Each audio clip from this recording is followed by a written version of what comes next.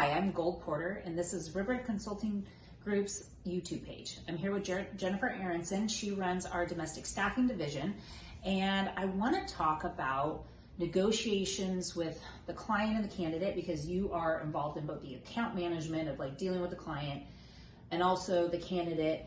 They trial, a job offer goes forward, but there's a negotiation of making sure that, you know, the client's getting what they need, the candidate's getting what they need.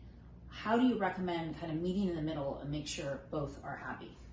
Sure. I think the biggest thing is clear, honest communication, being transparent, reviewing, really taking the time to review one's contract, being clear on what is reasonable. I think so many people are so excited when they get the job offer, and the thought process is, well, they'll almost take anything, even though like they have needs in their daily life, and living in Los Angeles can be uber expensive nowadays, and with inflation. And so I think it's really good to take time and just breathe first to congratulate the self of a job well done, and really review, making sure the household dynamics is everything that they feel comfortable working in.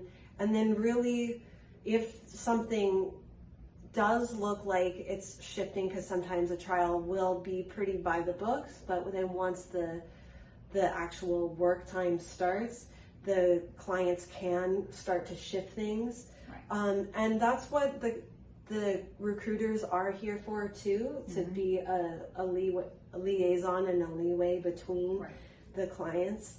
And I think just being honest and open with being direct, these are my needs that I have, without going too much into one's personal life, but being realistic, because at the end of the day, bills do need to get met.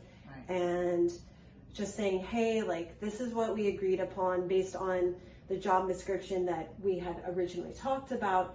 This is within the rate, but if you're asking me to do more, then I need to reevaluate accordingly. Right. And I think this obviously comes up because we had a recent client situation where, you know, the idea that it was going to be a 40-hour work week, job offer is made, it's a love relationship with the client and the candidate, everybody's really happy. But then we come to find out the client's like, oh, really, we want it to be 30 hours and it'll eventually be 40 hours. But, you know, our candidate has to pay their bills. They're living in Los Angeles. Obviously, we have clients in New York and Miami, all these very expensive cities. And no matter how much you want a job, if you can't pay your bills at the end of the day, it's not going to matter, right? So we have to meet somewhere in the middle and make sure that both. And I think you did an incredible job of, you know, talking with the client, figuring out what her needs were. And how much wiggle room can she give to this candidate to give them what they need? And then also, what are the absolute needs of the candidate, and can the client match up? Thank you. And you did an exceptional job. But it's hard. I mean, you know, the clients have their needs, whether it's a clean house or taking care of my kids or, you know, as a chef, whatever.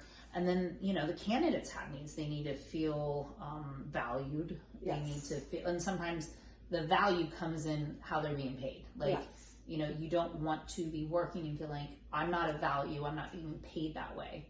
You know, so you want to start off in a good place where there's room for growth. You know, the client doesn't feel like they're overpaying. You know, it really is a negotiation process. And, you know, what I strongly recommend for any candidate that is working with an agency, part of the benefit of as an agency is we can do the hard work.